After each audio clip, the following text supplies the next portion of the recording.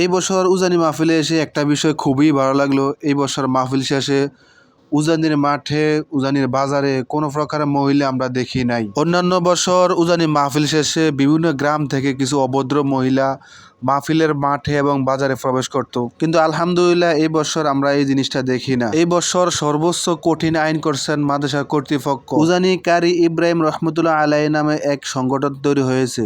ওই সংগঠনের শতাধিক যুবক ভাইয়েরা এই মাহফিলের জন্য দিন রাত পরিশ্রম করছে। মূলত এই সংগঠনের যুবক ভাইদের কারণে মাঠে এবং বাজারে কোনো প্রকার মহিলা প্রবেশ করতে পারে নাই। শুধু তাই না, গাড়ি ঘোড়া, যানজট, রাস্তাঘাট সবকিছুতে তারা মেহনত করেছে।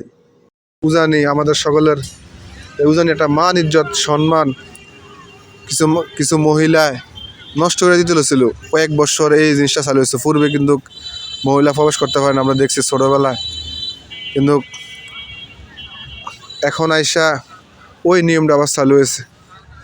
আলহামদুলিল্লাহ, দেখে অনেকটা ভালো লাগলো যে এই বছর কোনো মহিলা দেখতেছে না। আমি বাজারে, মেন বাজারে প্রায় 1-1.5 ঘন্টা 2 ঘন্টা মতন ছিলাম, কেনাকাটা করছি বিভিন্ন। কিন্তু অন্যান্য বছর মহিলাদের সাথে কী করতাম, ঠেলাঠেলি, দূর দূরান্ত থেকে অনেক মেহমানরা আসে, বিভিন্ন কেনাকাটা করে, তারও সমালোচনা করতো যে উজানির মতো একটা জায়গাতে মহিলা প্রবেশ করতে পারে, বা আমরা পূর্বে দেখি নাই, কত বছরে আসি উজানি। কিন্তু তারাও এখন মানে প্রশংসা করতেছে যে আলহামদুলিল্লাহ এই বছর আমরা কোনো মহিলা দেখতেছি না। যাই হোক, এটা আমাদের গর্বের বিষয়।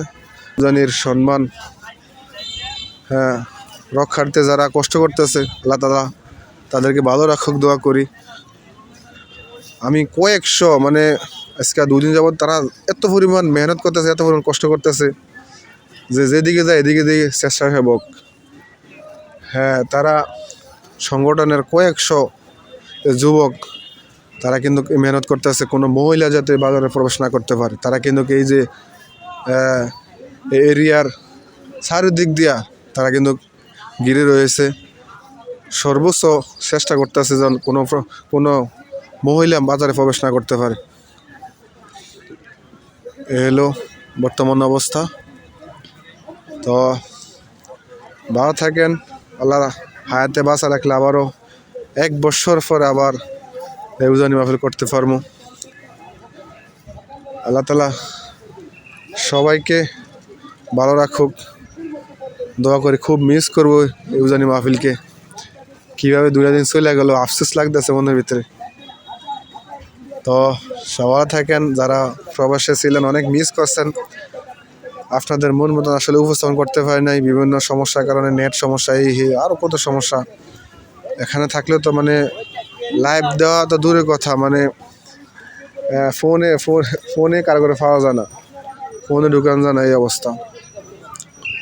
তো এই যে ছাত্ররা অনেক চেষ্টা করতেছে যে কোনো প্রকার মহিলা যাতে এই বাজারে প্রবেশ না করতে পারে, চারিদিক দিয়ে তারা সর্বোচ্চ চেষ্টা করতেছে। তো সবাই ভালো থাকেন, সবার সুস্বাস্থ্য কামনা করি।